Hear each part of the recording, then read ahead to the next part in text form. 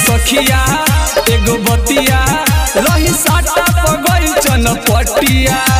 ए सखी अरे सुन ना हो, सुन सखिया एगो बतिया रही साटा पगई चनपटिया।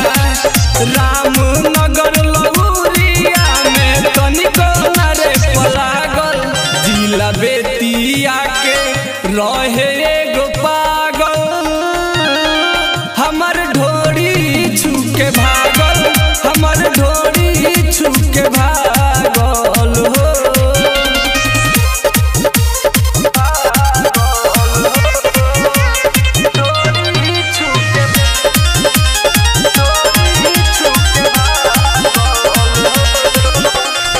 गईले रही सुगौली रे, फुटल जवानी के कसैली रे।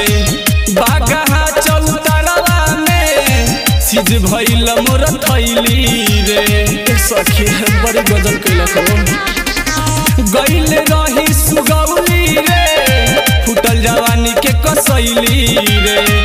बागहा चौतरवा में सिज भइल मोर थैली रे। अगवे बैठ के देखत रहे तनिके में जो सजागल, जिला बेतिया के रहे एगो पागल। हमर ढोरी छुके भागल, हमर ढोरी छुके भागल।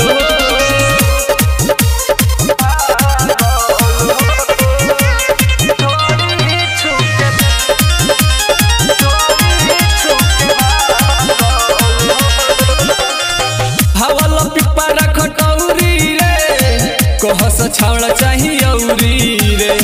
भैर गज बजरिया में कैले नरेंद्र खूब दौरी रे। अरे बड़ी बेसुरा हो।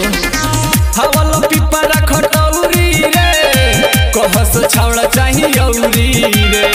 भैर गज बजरिया में कैले नरेंद्र खूब दौरी रे।